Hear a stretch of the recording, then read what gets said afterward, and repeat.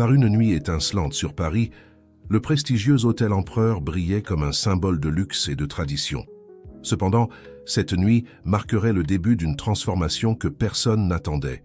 Julien Moreau, un homme à la peau foncée et président de l'influente entreprise technologique Tech France, arriva à l'événement annuel de la société accompagné de son épouse Laure. Il avait maintenu son identité discrète, travaillant sans relâche en coulisses pour façonner l'entreprise selon ses valeurs d'inclusion et de respect. Au fil de la soirée, Julien retrouva des figures de son passé, comme Marie Valentin, une ancienne camarade dont les souvenirs étaient remplis de préjugés et d'humiliation. Mais elle n'avait aucune idée de qui était réellement Julien maintenant, ni du pouvoir transformateur qu'il portait en lui. La révélation de sa position dans l'entreprise allait ébranler les structures de cet événement et planter les graines d'un changement profond dans toute la culture de Tech France. Comment la lutte de Julien pour la justice et l'égalité pourrait-elle devenir le déclencheur d'un renouveau d'entreprise qui transcenderait les frontières? Nous allons le découvrir ensemble. Mais avant de nous plonger dans cette histoire de dépassement de soi et de rebondissement inattendu, commentez ci-dessous d'où vous nous regardez. Et si vous aimez les histoires avec des fins percutantes et inspirantes, n'oubliez pas de vous abonner pour en avoir plus. La nuit brillait d'un éclat particulier sur Paris. L'hôtel Empereur, l'un des plus prestigieux de la capitale, resplendissait de ses lumières dorées, tandis que les invités arrivaient dans leurs luxueuses voitures. Était la célébration annuelle de Tech France, l'une des entreprises technologiques les plus importantes du pays, et l'atmosphère vibrait d'attente. Julien Moreau ajusta sa cravate devant le miroir de la voiture, tandis que son épouse Laure lui souriait avec tendresse. Après 15 ans de dur labeur, il avait atteint la présidence de Tech France. Bien que peu le sachent, sa politique avait toujours été de maintenir un profil bas, se concentrant sur les résultats plutôt que sur les titres. « Tu es parfait », murmura Laure, arrangeant un pli invisible sur son costume. Comme toujours, Julien prit sa main et l'embrassa doucement. « Merci d'être toujours à mes côtés. » En descendant de la voiture, les flashs des appareils photo crépitèrent. Les journalistes technologiques et économiques couvraient l'événement, bien qu'aucun ne sache que l'homme à la peau foncée qui venait d'arriver était le président de la société. Julien avait gardé son identité secrète pendant la dernière année, travaillant en coulisses pour mettre en œuvre des changements significatifs dans la culture d'entreprise. Le hall de l'hôtel était un spectacle d'élégance. Des cristaux de bohème pendaient du plafond, créant un kaléidoscope de lumière qui dansait sur les invités. Laure, radieuse dans sa robe vert émeraude, se déplaçait avec une grâce naturelle, tandis qu'il saluait les participants. C'est alors qu'il la vit. Marie Valentin n'avait pas beaucoup changé depuis l'époque de l'école. Ses cheveux blond platine, sa posture altière et ce regard de supériorité étaient restés intacts. Elle était au bras d'un homme grand et distingué que Julien reconnut comme étant Alexandre Dupont, l'un des dirigeants les plus anciens de l'entreprise. Le temps sembla s'arrêter, tandis que les souvenirs inondaient son esprit. Les moqueries dans la cour de l'école, les commentaires blessants, les humiliations. Tout revint comme une vague. « Julien Moreau ?» La voix de Marie coupa l'air comme un couteau. « Je n'arrive pas à y croire. Que fais-tu dans un endroit comme celui-ci » Laure sentit comment la main de son mari se tendit légèrement sur sa taille. Elle connaissait l'histoire. Elle savait la douleur que cette femme avait causée dans le passé. « Bonsoir, Marie », répondit Julien avec un calme qui surprit même Laure. « Le monde est petit. N'est-ce pas ?» Marie laissa échapper un rire qui ressemblait plus à une moquerie qu'à de l'amusement. « Alexandre, regarde qui est là. Tu te souviens que je t'ai parlé de mon ancien camarade de classe, celui qui portait toujours des vêtements d'occasion et... » « Marie, » interrompit Alexandre, visiblement mal à l'aise face à la situation, bien que son regard révélât un certain dédain envers Julien. « Comporte-toi, nous sommes à un événement d'entreprise. »« Oh, mais c'est tellement particulier de le trouver ici, » continua Marie, scrutant Julien de haut en bas avec un regard méprisant. « Tu travailles dans le service de restauration ?» Laure fit un pas en avant, mais Julien l'arrêta doucement. « En réalité, je suis invité à l'événement, » répondit-il avec un sourire serein, comme beaucoup d'autres ici. « Invité ?» Marie leva un sourcil parfaitement dessiné. « Et comment as-tu obtenu une invitation à un événement aussi exclusif ?» Avant que Julien ne puisse répondre, un groupe de cadres s'approcha pour les saluer. La conversation fut interrompue, mais les regards de Marie et Alexandre restaient fixés sur le couple, comme des vautours attendant leur moment.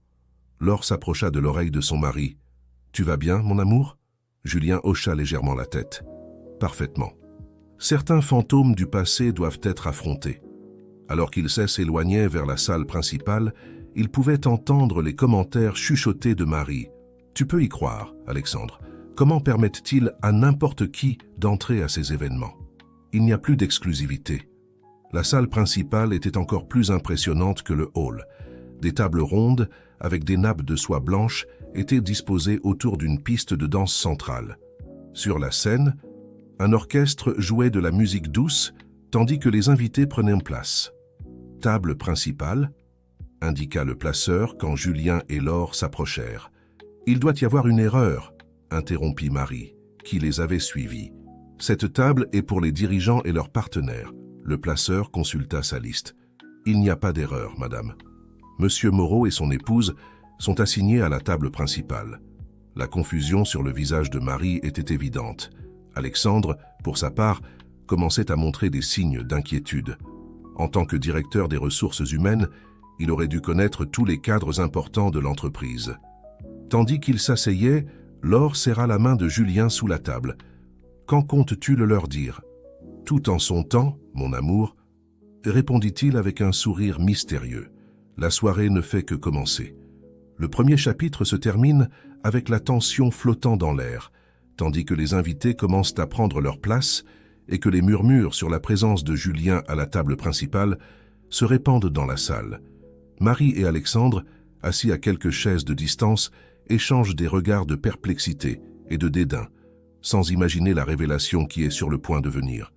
Le tintement des verres et le murmure des conversations remplissaient la salle.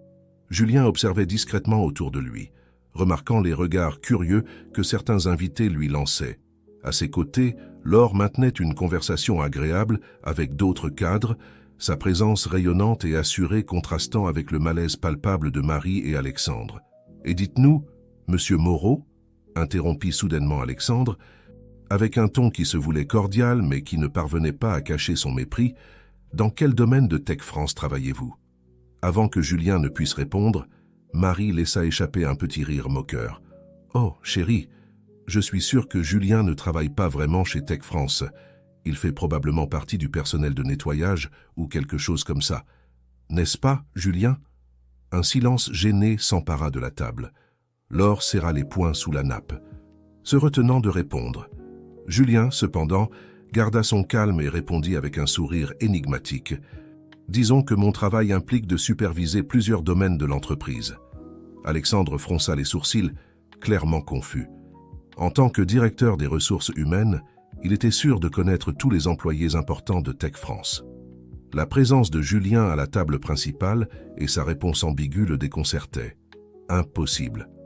murmura Marie assez fort pour que tous à la table l'entendent. « Quelqu'un comme toi ne pourrait pas... »« Quelqu'un comme moi ?»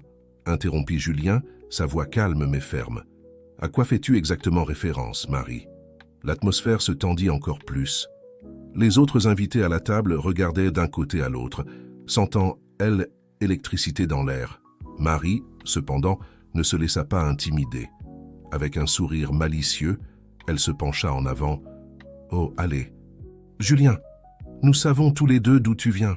Je me souviens parfaitement comment tu arrivais à l'école avec ses vêtements de seconde main et ses chaussures usées. Comment quelqu'un comme ça pourrait-il être assis à cette table ?» Les mots de Marie tombèrent comme un coup, ravivant de vieilles blessures. Julien ferma les yeux un moment, se transportant dans son enfance. La cour de l'école était un champ de bataille pour le jeune Julien. Chaque jour était une lutte pour la survie, non seulement académique mais aussi émotionnelle. Marie et son groupe d'amis fortunés en avaient fait leur cible favorite. « Regardez qui est arrivé », se moquait Marie, pointant les chaussures usées de Julien. « Ce sont les chaussures de ton grand-père ou tu les as trouvées dans la poubelle ?» Les rires résonnaient dans ses oreilles, tandis que Julien essayait de passer inaperçu, s'accrochant à ses livres comme s'ils étaient un bouclier. « Pourquoi ne retournes-tu pas là où tu appartiens ?» lui cria une fois Marie, le poussant. « Ce n'est pas un endroit pour des gens comme toi. » Mais au lieu de se briser, chaque insulte, chaque humiliation se transformait en carburant pour sa détermination. Julien se promit à lui-même qu'un jour il leur montrerait à tous de quoi il était capable. De retour dans le présent, Julien ouvrit les yeux et regarda directement Marie. Sa voix était douce mais chargée d'une force qui fit que tous à la table prêtèrent attention. « Tu as raison, Marie. Je viens d'un endroit très différent du tien. J'ai grandi dans un quartier où chaque jour était une lutte, où avoir des chaussures, même vieilles, était un luxe. Mais tu sais quoi? Cette lutte m'a appris quelque chose que l'argent ne peut pas acheter, la persévérance. » Laure, fière, prit la main de son mari tandis qu'il continuait. « Chaque moquerie, chaque humiliation que j'ai reçue à l'école est devenue mon moteur. J'ai étudié plus dur, travaillé plus d'heures, et je me suis fixé pour objectif d'aller plus loin que quiconque ne l'attendait. Et me voici, assis à cette table, non pas pour mon nom de famille ou mon compte en banque, mais pour mon effort et mon dévouement. » Le silence qui suivit les paroles de Julien était assourdissant. Marie, pour la première fois de la soirée, semblait être restée sans voix. Alexandre, pour sa part, montrait un mélange de surprise et un respect croissant et réticent. L'un des cadres à la table, visiblement ému, leva son verre. « À la persévérance et à l'effort. Des valeurs que nous devrions célébrer plus souvent dans cette entreprise. » Tous à la table, sauf Marie et Alexandre, levèrent leurs verres dans un toast silencieux. Alors que le dîner continuait, les murmures se répandaient dans la salle. L'histoire de Julien, sa présence énigmatique à la table principale et sa confrontation avec Marie étaient devenues le sujet de conversation de la soirée. Personne, cependant, ne pouvait imaginer la véritable révélation qui était sur le point de venir. Julien échangea un regard complice avec Laure. Le moment de vérité approchait, et avec lui, une leçon que Marie, Alexandre et tous les présents n'oublieraient jamais. Le chapitre se termine avec la tension à son comble. Les invités attendent avec impatience le discours principal de la soirée, sans savoir qu'ils sont sur le point d'assister à un moment qui changera l'histoire de Tech France pour toujours. Tandis que le dîner avançait, l'ambiance à la table principale restait chargée de tension. Marie, visiblement affectée par les paroles de Julien, gardait un silence inhabituel, lançant des regards furtifs vers lui et Laure. Alexandre, pour sa part, semblait plongé dans ses pensées, comme s'il essayait d'assembler les pièces d'un puzzle invisible. Julien, cependant, maintenait un calme apparent, bien que, à l'intérieur, son cœur battait fort. Chaque minute qui passait le rapprochait du moment de la révélation, et les souvenirs de son dur chemin jusqu'au sommet de Tech France inondaient son esprit. 10 ans plus tôt, Julien était entré pour la première fois dans les bureaux de Tech France en tant que simple stagiaire. Avec son diplôme tout juste obtenu et une détermination inébranlable, il était décidé à prouver sa valeur. « Bienvenue chez Tech France », lui dit la réceptionniste avec un sourire aimable. « Monsieur Rousseau vous attend au 15e étage. » Le cœur battant, Julien monta dans l'ascenseur. En arrivant à l'étage indiqué, il se retrouva face à face avec Monsieur François Rousseau, le fondateur et alors président de Tech France. « Alors c'est vous, Julien Moreau », dit M. Rousseau, le scrutant du regard. « Votre dossier académique est impressionnant, mon garçon. Mais ici, nous avons besoin de plus que de bonnes notes. Êtes-vous prêt à prouver ce dont vous êtes capable? »« Oui, monsieur, » répondit Julien avec détermination. « Je suis prêt à faire tout ce qui est nécessaire pour réussir dans cette entreprise. » M. Rousseau sourit. « J'aime votre attitude. Vous commencerez en bas de l'échelle, comme tout le monde. Mais je vous aurai à l'œil. » Et ainsi commença l'ascension de Julien chez Tech France. Des journées interminables, des nuits sans sommeil, des projets stimulants. Chaque obstacle était une opportunité de prouver sa valeur. Et avec chaque succès, chaque idée innovante, Julien gagnait le respect et l'admiration de ses collègues et supérieurs. 5 ans plus tard, Julien était déjà chef de projet, dirigeant certains des développements les plus importants de l'entreprise. C'est alors qu'il rencontra Laure, une brillante ingénieure qui venait de rejoindre l'équipe. « Tu es différent des autres managers », lui dit un jour Laure, alors qu'il travaillait tard sur un projet crucial. « Tu traites tout le monde avec respect, quelle que soit leur position. » Julien sourit. « Tout le monde mérite le respect, Laure. J'ai été des deux côtés, et je sais à quel point il est important de valoriser l'effort de chacun. Cette nuit-là marqua le début d'une relation qui transcenderait le professionnel. Julien et Laure devinrent une équipe imbattable, tant au travail que dans la vie. Le son d'un verre délicatement frappé ramena Julien au présent. M. François Rousseau, maintenant septuagénaire, s'était levé pour faire une annonce. « Chers amis et collègues », commença M. Rousseau, sa voix encore forte malgré les années. Comme vous le savez, cette année est spéciale pour Tech France. Non seulement nous célébrons une nouvelle année de succès, mais aussi un changement de leadership. Un murmure de surprise parcourut la salle. Marie et Alexandre échangèrent des regards d'anticipation, croyant que l'un d'eux pourrait être choisi pour prendre les rênes de l'entreprise.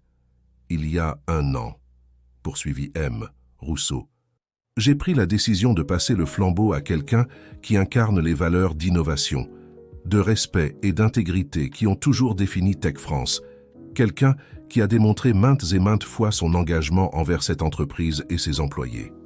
Julien sentit la main de Laure serrer la sienne sous la table. Le moment était venu. Cependant, ajouta M. Rousseau avec un sourire énigmatique, ça, nous avons décidé de garder secrète l'identité de mon successeur pendant cette année, pour lui permettre de mettre en œuvre des changements et de prendre des décisions sans le poids du titre. Ce soir, enfin, il est temps de révéler qui a dirigé Tech France ces 12 derniers mois. La tension dans la salle était palpable.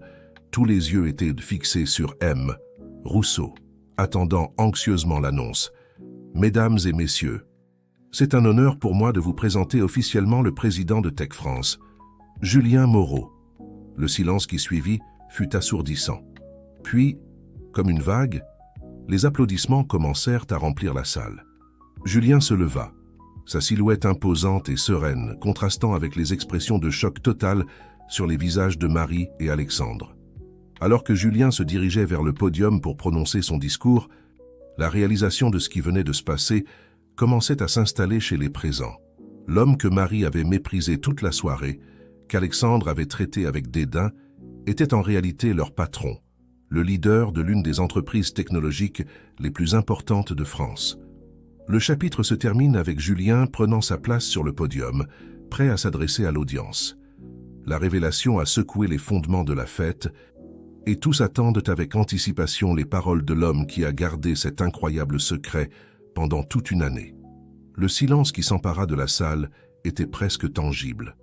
Tous les regards étaient rivés sur Julien alors qu'il s'approchait du podium. Sa démarche était assurée, sa posture droite, mais dans ses yeux on pouvait voir un mélange d'émotion, détermination, fierté et une pointe de nervosité que seule Laure aurait pu remarquer. Julien ajusta le micro et respira profondément avant de commencer. « Bonsoir à tous. Comme vous venez de l'entendre, je m'appelle Julien Moreau et j'ai eu l'honneur de diriger Tech France au cours de l'année écoulée. » Il fit une pause et Julien profita de ce moment pour observer les réactions des personnes présentes. Il vit de la surprise, de l'admiration et dans certains cas, comme chez Marie et Alexandre, de l'incrédulité mêlée à un malaise croissant. Beaucoup d'entre vous se demandent probablement pourquoi nous avons gardé cela secret. La réponse est simple, je voulais voir notre entreprise, notre culture, sans le filtre qui se crée souvent autour d'un titre. Je voulais vivre Tech France comme chacun d'entre vous le fait, du personnel d'entretien au cadre dirigeant. Julien fit une pause significative, ses yeux parcourant la salle, et ce que j'ai vu m'a rempli de fierté, mais m'a aussi montré des domaines où nous pouvons et devons nous améliorer. La salle restait silencieuse, suspendue à chaque mot. Cette année, nous avons mis en place des changements subtils mais significatifs. Des programmes de mentorat, des initiatives de diversité et d'inclusion, et un accent renouvelé sur l'innovation éthique. Mais aujourd'hui, je veux vous parler de quelque chose de plus fondamental, le respect. Julien remarqua comment Marie s'agitait inconfortablement sur son siège. Le respect n'est pas quelque chose qui se gagne par un titre, par la couleur de la peau ou par la taille du compte en banque. Le respect se gagne par des actions, par l'intégrité, par l'empathie. Sa voix devint plus passionnée. J'ai grandi dans un quartier où les opportunités étaient rares. Je suis allé dans une école où la couleur de ma peau et ma situation économique m'ont transformé en cible de moquerie et de discrimination. Les yeux de Marie S. écarquillèrent, reconnaissant sa propre culpabilité dans ses paroles. Mais au lieu de me laisser abattre, j'ai utilisé ces expériences comme carburant. Je me suis promis qu'un jour, je serai dans une position où je pourrais faire la différence, où je pourrais m'assurer que personne d'autre n'aurait à traverser ce que j'ai traversé. Julien fit une pause, son regard parcourant à nouveau la salle. Tech France n'est pas seulement une entreprise technologique. Nous sommes une communauté, une famille. Et dans cette famille, il n'y a pas de place pour la discrimination, le racisme ou le manque de respect. Chaque personne dans cette salle, du personnel d'entretien aux dirigeants, a mérite d'être traitée avec dignité et respect.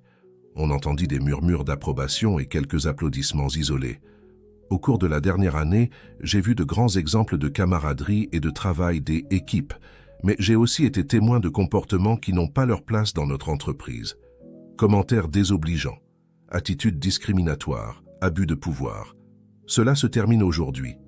Julien regarda directement Alexandre, qui semblait vouloir s'enfoncer dans sa chaise. À partir de demain, nous mettrons en place un nouveau code de conduite. Toute forme de discrimination ou de manque de respect fera l'objet d'une action disciplinaire immédiate, quelle que soit la position ou l'ancienneté du contrevenant. La salle éclata en applaudissements. Beaucoup se levèrent, montrant leur soutien aux paroles de Julien. Mais il ne s'agit pas seulement de punir ce qui est mal.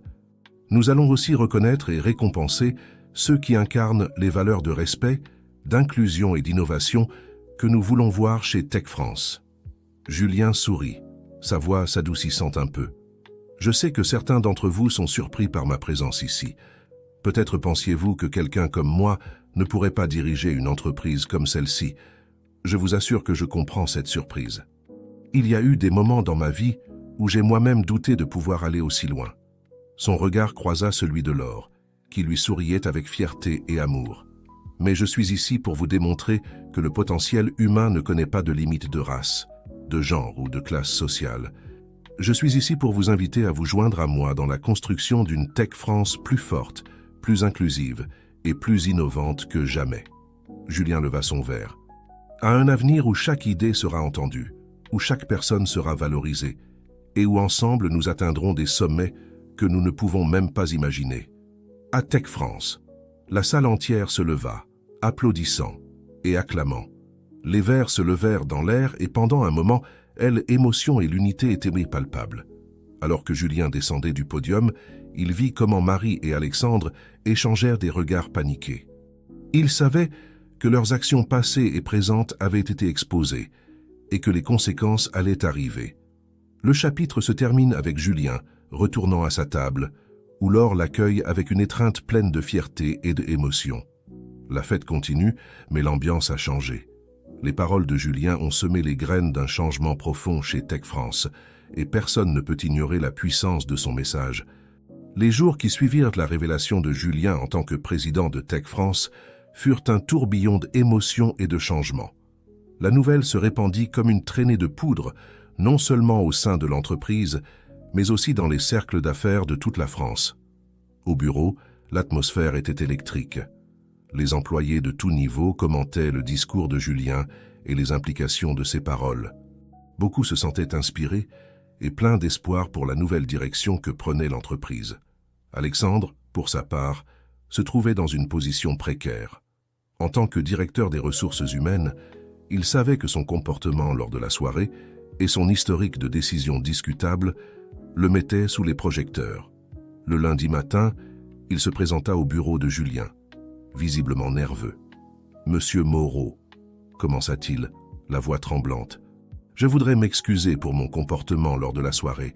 Je n'avais aucune idée que vous étiez… » Julien l'interrompit d'un geste de la main. « Alexandre, le problème n'est pas que vous ne sachiez pas qui Gigi était. Le problème est que vous pensez que le traitement respectueux n'est dû qu'à ceux que vous considérez comme vos supérieurs. » Alexandre baissa les yeux, honteux. « Comme je l'ai mentionné dans mon discours, poursuivit Julien, nous allons mettre en place des changements significatifs dans notre culture d'entreprise. Et j'ai besoin de savoir si je peux compter sur vous pour diriger ces changements depuis les ressources humaines. » Alexandre leva les yeux, surpris. « Vous n'allez pas me licencier ?» Julien sourit légèrement. « Je crois aux secondes chances, Alexandre, mais je crois aussi à la responsabilité. Vous avez une semaine pour me présenter un plan détaillé sur la façon dont nous allons améliorer nos politiques d'inclusion et de respect. Si vous n'êtes pas à la hauteur du défi, alors nous devrons reconsidérer votre position. Pendant ce temps, dans un autre quartier de la ville, Marie faisait face à ses propres démons. La honte et la culpabilité pour son comportement la consumaient. Après des jours de réflexion, elle prit une décision qui allait changer sa vie. Un après-midi, à la surprise de tous, Marie se présenta à la réception de Tech France, demandant à parler à Julien. Laure, qui travaillait maintenant comme directrice de l'innovation, la vit en premier. « Marie, que fais-tu ici ?» Marie, visiblement nerveuse, répondit « J'ai besoin de parler à Julien, à Monsieur Moreau, s'il vous plaît. » Laure hésita un moment, mais quelque chose dans l'expression de Marie la convainquit. « Attends ici. Je vais voir s'il peut te recevoir. » Quelques minutes plus tard, Marie se trouvait face à Julien dans son bureau. Le contraste entre l'arrogance qu'elle avait montrée lors de la soirée et son attitude actuelle était frappant. « Julien, commença-t-elle, la voix brisée, je suis venue te demander pardon. Pas seulement pour la soirée, mais pour tout. Pour la façon dont je t'ai traité à l'école. Pour les années de moqueries et de discrimination. » Julien, elle écoutait en silence, son expression indéchiffrable. « Ce que tu as dit dans ton discours, ça m'a fait réaliser à quel point j'ai causé du tort tout au long de ma vie. Pas seulement à toi, mais à beaucoup d'autres. Et je veux changer. Je veux être meilleur. » Des larmes coulaient sur les joues de Marie, tandis qu'elle continuait. « Je sais que je ne mérite pas ton pardon. Mais je voulais que tu saches que tes paroles m'ont vraiment touché. Elles m'ont donné envie d'être une meilleure personne. » Julien se leva de sa chaise et s'approcha de Marie. « Le pardon est un processus, Marie. Je ne peux pas effacer des années de douleur avec de simples mots, mais j'apprécie ton honnêteté et ton désir de changer. » Il fit une pause avant de continuer. « Tu sais, nous sommes sur le point de lancer un nouveau programme de bénévolat d'entreprise. Nous allons travailler avec des écoles dans des quartiers défavorisés, offrant du mentorat et des ressources. Peut-être que ça t'intéresserait d'y participer. » Les yeux de Marie s'illuminèrent. « Tu es sérieux? Tu me donnerais cette opportunité ?» Julien acquiesça. « Le changement commence par de petits pas, Marie. Cela pourrait être ta chance de faire une différence positive dans la vie des autres. » Alors que Marie sortait du bureau, avec un mélange de gratitude et de détermination sur son visage, Laure entra. « Tu es sûr de ça ?» demanda-t-elle, faisant référence à l'offre faite à Marie. Julien, elle, étreignit. « Tu sais, mon amour, parfois les personnes qui ont le plus besoin d'une seconde chance sont celles qui nous ont blessés. Si Marie veut vraiment changer, qui sommes-nous pour le lui refuser ?» Laure sourit, embrassant doucement son mari. « Cette capacité à pardonner et à voir le meilleur chez les autres est l'une des raisons pour lesquelles je t'aime tant. » Le chapitre se termine avec Julien et Laure, regardant par la fenêtre du bureau, observant le coucher de soleil sur Paris. L'avenir semblait prometteur, rempli de défis mais aussi d'opportunités de changement et de croissance, non seulement pour Tech France, mais pour tous ceux impliqués dans cette histoire de rédemption et de dépassement de soi. Les mois suivants furent une période de transformation intense pour Tech France. Julien, maintenant complètement visible dans son rôle de président, dirigeait avec un mélange de fermeté et de compassion qui inspirait tous ceux qui l'entouraient. Le nouveau programme de bénévolat d'entreprise, baptisé Tech Future, devint rapidement le projet phare de l'entreprise. Chaque week-end, des groupes d'employés se rendaient dans différents quartiers défavorisés de la ville pour offrir des ateliers technologiques, du mentorat et des ressources éducatives aux jeunes qui, autrement, n'auraient pas accès à ces opportunités. Marie, fidèle à sa parole, devint l'une des participantes les plus actives du programme. Sa transformation était évidente pour tous. La femme arrogante et méprisante avait laissé place à une personne plus humble et engagée à faire une différence. Un samedi, alors qu'elle aidait une jeune étudiante sur un projet de programmation, Marie eut une révélation. La fillette, d'environ 12 ans, lui rappelait beaucoup Julien dans ses années de école, brillante, déterminée, mais faisant face à des obstacles qui semblaient insurmontables. « Vous savez, » dit la fillette, ses yeux brillants d'enthousiasme. « Avant, je pensais que la technologie était seulement pour les riches, mais maintenant je sais que je peux être ce que je veux être. Ces mots frappèrent Marie avec force. Elle réalisa combien de vies pouvaient être changées avec les bonnes opportunités, et combien de mal elle avait fait dans le passé en jugeant les autres sur la base de préjugés superficiels. Pendant ce temps, dans l'entreprise, Alexandre s'avérait être un allié inattendu dans la mission de Julien. Après leur conversation initiale, il avait pris au sérieux le défi de transformer le département des ressources humaines. Il mit en place de nouvelles politiques de recrutement qui privilégiaient la diversité, organisa des ateliers de sensibilisation pour tous les employés et établit un système de mentorat qui aidait les travailleurs des niveaux inférieurs à développer leurs compétences et à progresser dans leur carrière. Un jour, Alexandre se présenta au bureau de Julien avec une proposition audacieuse. « Monsieur Moreau, commença-t-il, sa voix pleine d'enthousiasme, j'ai réfléchi à la façon dont nous pourrions porter notre engagement envers l'inclusion au niveau supérieur. Que penseriez-vous si nous mettions en place un programme de bourse pour les étudiants des communautés défavorisées ?» Julien le regarda avec intérêt. « Continuez. Je vous écoute. Nous pourrions offrir des bourses complètes pour étudier des carrières technologiques, avec la promesse de stages et de possibles postes chez Tech France après l'obtention du diplôme. Ce serait un moyen de diversifier notre main d'œuvre et de redonner à la communauté. » Julien sourit, véritablement impressionné. « C'est une excellente idée, Alexandre. Je suis heureux de voir que vous prenez au sérieux notre engagement envers le changement. Préparez une proposition détaillée et nous la présenterons lors de la prochaine réunion du conseil d'administration. » Alors qu'Alexandre sortait du bureau, visiblement excité, Laure entra. « On dirait que quelqu'un a eu une transformation », commenta-t-elle avec un sourire. Julien acquiesça. C'est étonnant comment les gens peuvent changer quand on leur donne l'opportunité et la motivation adéquate. Laure s'assit sur le bord du bureau de Julien. « En parlant de changement, j'ai des nouvelles. » « Oh » Julien la regarda avec curiosité. « Le projet sur lequel je travaillais, celui sur l'intelligence artificielle éthique, eh bien, il vient de recevoir l'approbation pour passer à la phase de test. » Les yeux de Julien s'illuminèrent. « C'est merveilleux, mon amour. Je savais que tu y arriverais. » Laure sourit, mais il y avait quelque chose d'autre dans son expression. « Il y a autre chose, Julien. Je suis enceinte. » Le silence remplit le bureau pendant un moment avant que Julien ne se lève d'un bond et étreigne Laure, la soulevant et tournant avec elle. « Laure, c'est incroyable !» s'exclama-t-il, des larmes de joie se formant dans ses yeux. Alors qu'ils s'étreignaient, ils réfléchirent tous deux à quel point leur vie avait changé en si peu de temps. De discriminés et sous-estimés, ils dirigeaient maintenant l'une des entreprises les plus importantes du pays et, bientôt, ils formeraient leur propre famille. « Tu sais, » dit Julien, serrant toujours Laure dans ses bras, « avec tout ce qui se passe, avec tous ces changements, j'ai l'impression que nous construisons un héritage, pas seulement pour Tech France, mais pour notre futur enfant. » Laure acquiesça, appuyant sa tête sur l'épaule de Julien. Un héritage d'inclusion, de respect et d'opportunités pour tous. Je ne peux pas imaginer un meilleur monde pour amener notre bébé.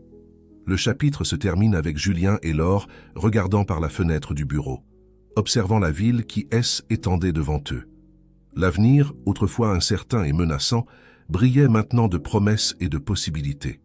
Ils avaient semé les graines du changement et étaient impatients de voir comment elles fleuriraient dans les années à venir. Les mois passèrent rapidement. Tech France était devenue une référence en matière d'innovation et de responsabilité sociale dans le monde des affaires français. Le programme de bourse proposé par Alexandre était en plein fonctionnement, offrant des opportunités à des jeunes talentueux issus de communautés défavorisées. Marie, quant à elle, avait gravi les échelons pour diriger le programme Tech Futur, dédiant son temps et son énergie à étendre sa portée.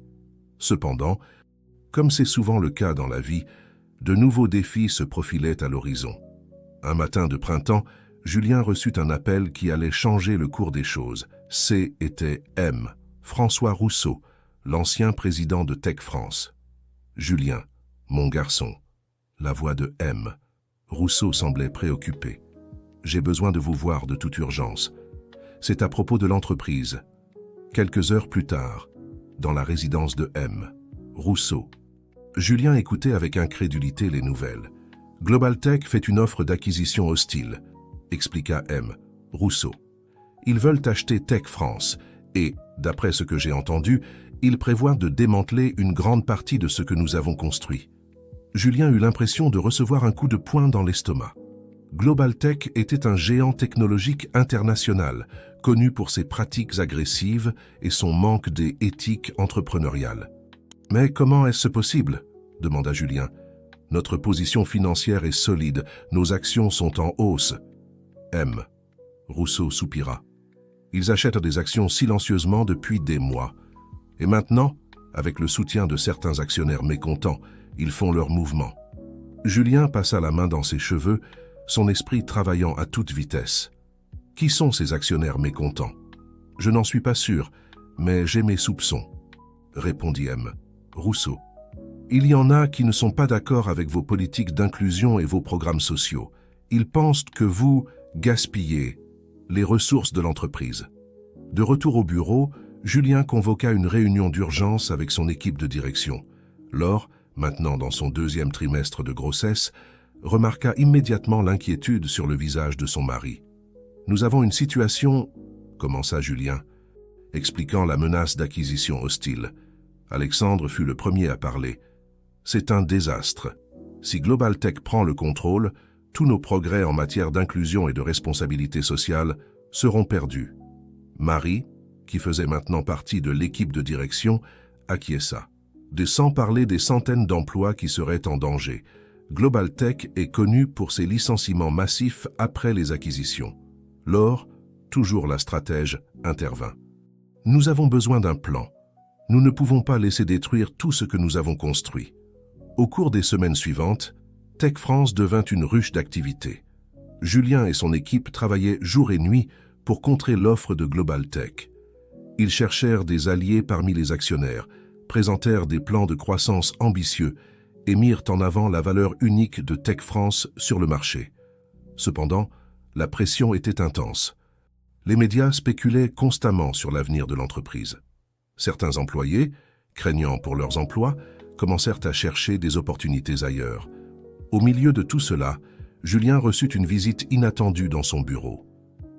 Était Ernest Valois, l'un des plus anciens actionnaires de Tech France. « Julien, » commença Ernest, son ton sérieux, « je vais être direct avec vous. Je suis l'un des actionnaires qui envisage de soutenir l'offre de GlobalTech. » Julien sentit son sang se glacer. « Ernest, pourquoi? Nous avons été partenaires pendant des années. Je sais et je respecte ce que vous avez accompli, » répondit Ernest. « Mais vos politiques, vos programmes sociaux, ils coûtent de l'argent à l'entreprise.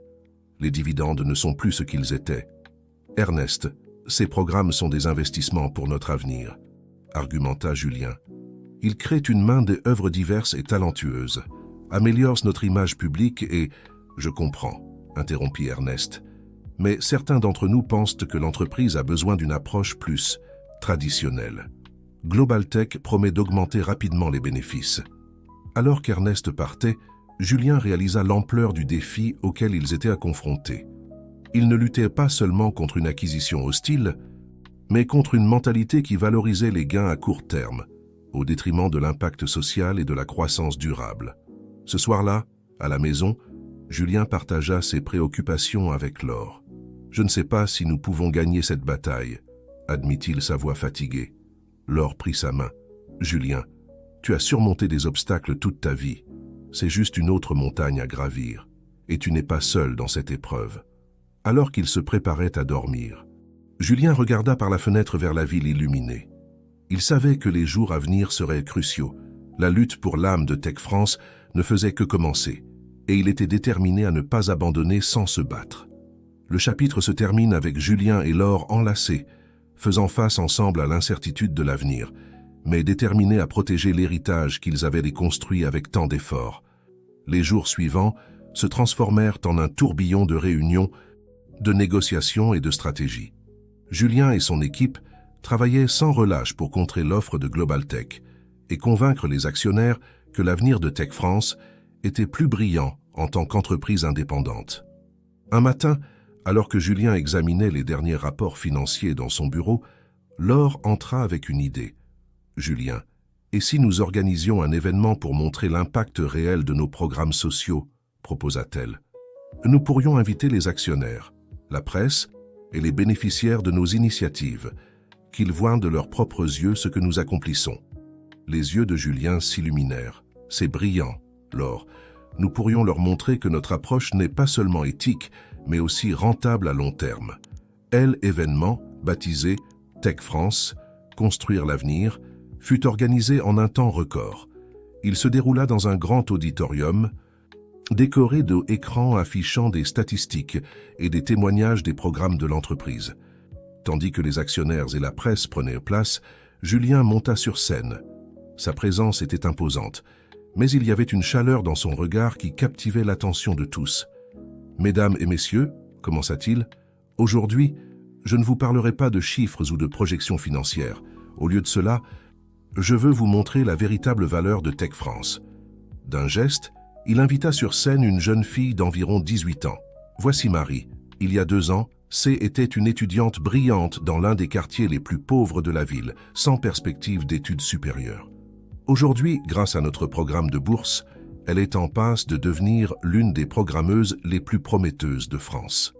Marie prit le micro, sa voix tremblant légèrement d'émotion. Tech France ne m'a pas seulement donné une bourse. Elle m'a donné de l'espoir, elle m'a donné un avenir. Et je sais qu'il y a des centaines de personnes comme moi qui changent leur vie grâce à cette entreprise. L'un après l'autre, des bénéficiaires des programmes de Tech France montèrent sur scène. De jeunes entrepreneurs qui avaient reçu un soutien pour leur start-up, des mères célibataires qui avaient trouvé un emploi grâce au programme de formation, des communautés entières qui avaient été transformées par la technologie et l'éducation. Parmi le public, Ernest Valois, l'actionnaire qui avait envisagé de soutenir Global Tech, écoutait attentivement. Son expression passa de l'incrédulité à une profonde réflexion. Marie, qui avait coordonné une grande partie de l'événement, monta sur scène pour donner son témoignage. « Il y a 1 an, je faisais partie du problème, admit-elle. Mes préjugés et mon arrogance m'aveuglaient, mais Tech France et particulièrement Julien m'ont donné l'opportunité de changer, d'être meilleur. Aujourd'hui, je peux dire avec fierté que je consacre ma vie à faire une différence positive dans la société. » Lorsque Julien revint au centre de la scène pour la conclusion, l'atmosphère dans l'auditorium avait sensiblement changé. On ne ressentait plus la tension initiale, mais une énergie d'inspiration et d'unité. « Ce que vous avez vu aujourd'hui, dit Julien, sa voix pleine de passion, n'est que le début. Tech France n'est pas seulement une entreprise technologique. Nous sommes un moteur de changement social, un catalyseur pour une France plus juste et plus prospère. Et tout cela, mesdames et messieurs, n'est pas seulement moralement juste. C'est aussi un modèle d'affaires solide et durable. » Il projeta sur l'écran des graphiques montrant comment la réputation améliorée de l'entreprise avait attiré plus de clients et de talents, comment la diversité avait stimulé l'innovation et comment les programmes sociaux avaient créé une base de consommateurs fidèles et en croissance. L'offre de Global Tech promet des gains rapides, mais au prix de notre âme, poursuivit-il. Je vous demande de regarder au-delà des prochains trimestres. Voyez le potentiel à long terme, l'héritage que nous pouvons construire ensemble. Tech France n'est pas seulement une entreprise, c'est un mouvement vers un avenir meilleur pour tous. Lorsque Julien termina son discours, l'auditorium éclata en applaudissements. Même certains des actionnaires les plus sceptiques se levèrent, visiblement émus. Ernest Valois s'approcha de Julien après l'événement. « Moi, vous m'avez donné beaucoup à réfléchir, Julien, » dit-il, lui serrant la main. « Je crois que j'ai sous-estimé la vraie valeur de ce que vous faites ici. » Alors que la foule se dispersait, Laure s'approcha de Julien et elle étreignit. « Tu l'as fait, mon amour.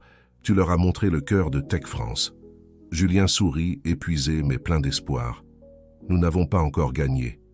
Mais je crois qu'aujourd'hui, nous avons fait un grand pas dans la bonne direction. » Le chapitre se termine avec Julien et son équipe réunie, examinant les réactions positives à l'événement et planifiant les prochaines étapes de leur lutte contre l'acquisition hostile. La bataille pour l'âme de Tech France continuait, mais ils avaient maintenant le soutien renouvelé de nombreux actionnaires et l'appui public de la communauté qu'ils avaient aidés.